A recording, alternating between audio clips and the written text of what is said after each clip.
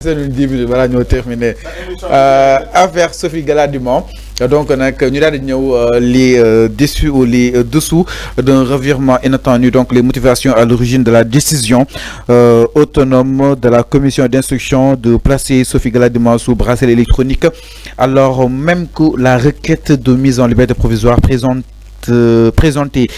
par ses avocats avait été formellement rejeté. Donc lan moo xew entre temps ba ñu daal di koy may li nga xam ne moo di liberté, alors que ni lim déposé woon donc daal di rejeté woon. Donc nag un retournement de situation à la fois rare et hautement symbolique au cours d'une affaire marquée par de multiples rebondissements. Mënuñoo comprendre par rapport ak rebondissement yi nga xam ne am na si wàllu wunu mel ba ñu war a mën a libérer ki nga xam ne moo di justement Sophie Gladima.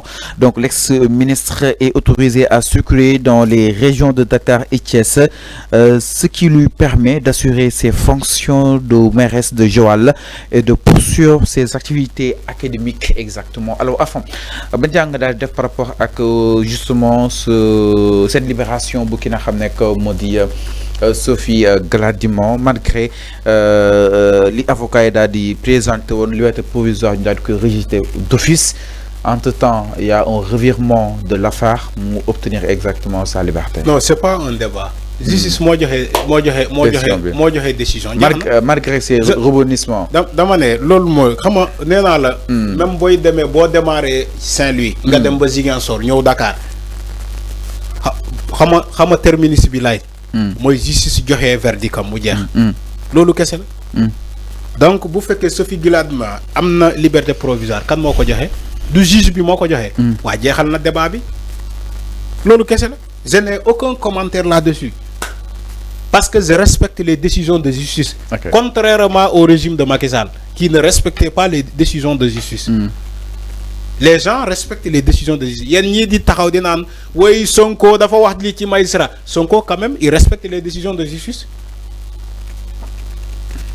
Mais un président de la République qui ne respecte jamais les décisions de justice, l'histoire va retenir que c'est Macky Sall moom kese. Parce que yow booy osé taxaw di ne Sénégalais yi ay dossier man maa siy teg ci sama conc ci nga pare ak Sénégalais yi boo taxawee jàkkaarloo ak Sénégalais yi nga ne leen mandat bi ñaan leen ma ko ci njëkk laa la wax mandat bi ñaan leen ma ko ci njëkk kooku président la. Enfin yaa ngi wax si Macky Sall. ñaan leen ma ko ci njëkk c'est pour te dire que décision de justice dañ koy respecter. te ku xam état ku respecter boppam xam na ni que décision de justice dañ koy respecter même bu la yoon mayee après nga def ay recours bu fekkee mën nga def ay recours mais décision bi d'abord dañ koy respecter que mu favorable que mu défavorable. dañ koy respecter loolu kese la. léegi après soo génnee yoon may na la nga def ay recours mais ñoom seen régime bu ñu fi nekkoon pendant 12 ans faalewuñu recours xam nga lan la ñuy faale. décision bi du fi amee. ñett du fi amee. Mais enfin est-ce que waruñu woon am plus d'explication parce que réduction des comptes bi nu mu démarré justice nga koy laaj. waaw enfin loxtaan la enfin déglu ma eggali sama question aw ma benn commentaire. en fait enfin réduction des comptes nu mu démarré ak aussi rebondissement yi mu si am ak aussi li nga ko doon toppee par rapport ak wàllu mel ñu xëy rek ni libéré nañ ko exactement. Est-ce que jàppoon explication waroon na gën a sori par rapport aujourd'hui ak cette décision de la justice concrètement. man awma ci commentaire. nee naa la je respecte la décision de la justice. bu fekkee Sophie Gladima am na liberté provisoire je respecte la décision de la justice. jeex na aw ma beneen commentaire waaye. réduction des comptes ak tolluwaay bi ONU bi nga xam ni itam ces ex-ministres ñi des saisir nañ ko exactement. loolu yëpp justice la. est-ce que jàpp nga ne war na mën a am ay rebondissement après ñu war a mën a acter exactement. seen libération bu amee rebondissement ci kanam dinañu xam. tous les dossiers sont mu ngi ci loxo justice bi. nañu xaar justice rek. mu décider. kese amul leneen. alors donc émission bi moo gën.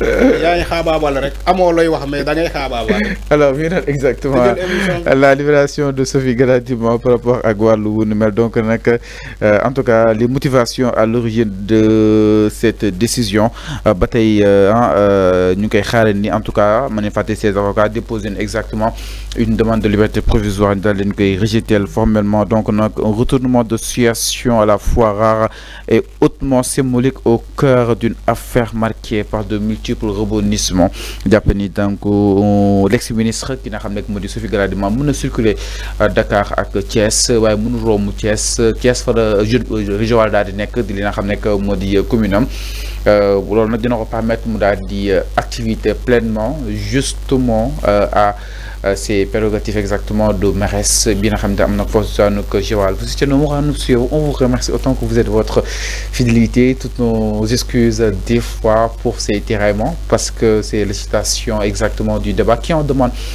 des fois on vous présente exactement nos excuses tout en espérant que vous avez exactement compris des fois comment les débats sont agités. Enfin, merci beaucoup. Bye nga daal di tàggatoo ak téléspectateurs yi. Oui. Alors. yow daal yow nga ne yow yaay répondre au nom de Benno Bokk Yaakaar Aïcha vas-y. Alors di jaajëfal sénégalais yi ñu doon seetaan partout. jaajëfal aussi suñu mbokku internet yi waa diaspora bi yëpp. ñu ngi leen di nuyu di leen jaajëfal. suñu fidèle internet yi ñu ngi leen di nuyu di leen jaajëfal Fatou Bodian merci beaucoup. Ami Diallo merci beaucoup notre sœur nos deux sœurs ñu ngi leen di jaajëfal Moussa. Merci beaucoup Moussa LDV TV. ñu ngi lay jaajëfal ñu ngi koy jaajëfal média boobu. merci beaucoup. di jaajëfal aussi Jacqueline Tourpé foofu ci Bruxelles. Bakary Diémé Sadbou Ly sama juriste bi. Sadbou maa ngi koy jaajëfal bu baax Ami Diallo Aliou Badara Camara merci beaucoup donc ci contribution bi l'homme noir aussi.